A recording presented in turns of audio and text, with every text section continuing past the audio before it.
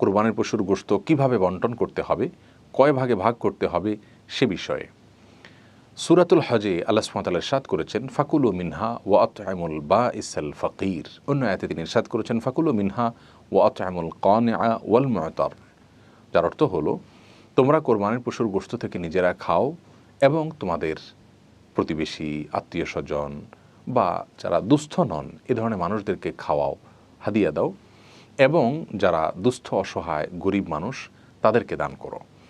এই আয়াত থেকে তিনটি ভাগ করার ব্যাপারে একটি নির্দেশনা পাওয়া যায়, ইঙ্গিত পাওয়া যায়। সেজন্য বেশিরভাগ উলামা ইকরাম বলেছেন কোরবানির পশুর গোশতকে তিন ভাগে ভাগ করা মুস্তাহাব এবং উত্তম। যারা এক ভাগ নিজের জন্য রাখবেন, আরেক ভাগ প্রতিবেশী, বন্ধুবান্ধব, আত্মীয়-স্বজন তাদেরকে খাওয়াবেন, আরেক ভাগ গরিব এবং অভাবী মানুষদেরকে দিবেন। কেউ যদি তিন ভাগ পুঙ্খানুপুঙ্খরূপে না করতে পারেন, নিজের ভাগে একটু বেশি রয়ে গেল, দানটা একটু কম করলেন, তাহলে সেক্ষেত্রে কোনো প্রকার সমস্যা নেই, এর জন্য চিন্তিত হওয়ার কোনো কারণ নেই।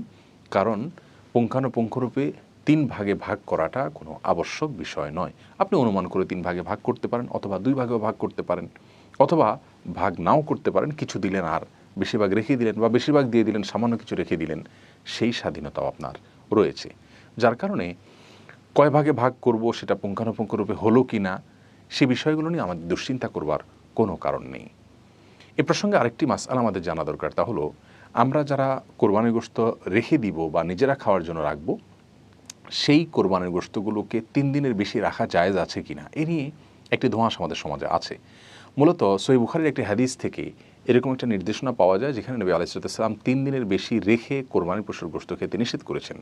কিন্তু সেই নিষেধাজ্ঞাটি পরবর্তীতে তিরমিজি এবং আর অন্যান্য হাদিসের কিতাবে বর্ণিত বিশুদ্ধ একটি হাদিস দ্বারা রহিত হয়েছে। নবী আলাইহিস সালাম পরিষ্কারভাবে আগের সে বিধানের রহিত হওয়ার বিষয়টি জানিয়েছেন। যার কারণে 3 দিনের বেশি যদি কেউ রেখে খেতে চান কোরবানির গোশত, তাহলে সেটি সম্পূর্ণরূপে এখন জায়েজ রয়েছে এবং এটা নিয়েও কোনো প্রকার বিভ্রান্তিতে থাকার কোনো কারণ নেই। অতএব কোরবানির পশুর গোশত আমরা 3 ভাগে ভাগ করার চেষ্টা করব, অনুমান করে করলেই ইনশাআল্লাহ বিদিনিল্লাহ মুস্তাহাবের উপর আমল হয়ে যাবে। আর আমাদের দেশে অনেক সমাজের একটা ভাগ নামে ভাগ তোলা হয়। যেমন কেউ কোরবানির পশু জবাই করেছেন, তার পশু থেকে 3 ভাগের 1 ভাগ তারা তুলে নিয়ে যান এবং তারা পরবর্তীতে গরিব দুঃখীদের মাঝে বন্টন করে দেন। সন্দেহাতীতভাবে এটি একদিক থেকে ভালো যে সামাজিকভাবে গরিব এবং অভাবী মানুষের কাছে গোশত পৌঁছে দেওয়া হয়, কিন্তু এর আরেকটা খারাপ দিক হলো যিনি কোরবানি করেছেন তিনি হয়তো তার পরিচিত কোনো গরিবকে দিবেন, অথবা তিনি হয়তো গরিবকে এখন দিবেন না, ফ্রিজে রেখে পরবর্তীতে দিবেন, খাওয়াবেন, অথবা গরিবকে 3 ভাগের 1 ভাগ পুরোপুরি দিবেন না, যেহেতু ইসলাম তাকে স্বাধীনতা দিয়েছে।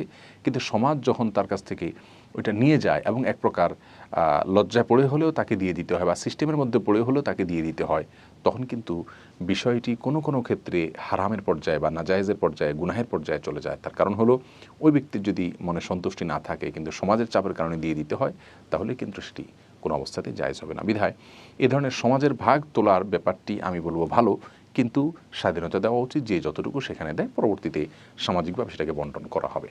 বাধ্য কোনো অবস্থাতেই করা উচিত না, বা সিস্টেম বানিয়ে নেওয়া উচিত নয় যার ফলে মানুষ একরকম অঘোষিতভাবে বাধ্য হয়ে যায়। তাহলে কোরবানির পশুর গোশতকে আমরা 3 ভাগে ভাগ করার চেষ্টা করব, যদি করতে পারি ভালো, আর যদি পুঙ্খানুপুঙ্খরূপে নাও করতে পারি এর জন্য চিন্তিত হওয়ার কোনো কারণ নাই।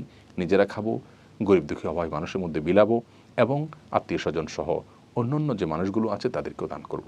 আল্লাহ তাআলা আমাদের সকলকে সুন্নাহসম্মত উপায়ে রাসূল করিম সাল্লাল্লাহু আলাইহি ওয়াসাল্লামের পদ্ধতি অনুযায়ী প্রত্যেকটি আমলকে সম্পাদন করার তৌফিক দান করুন।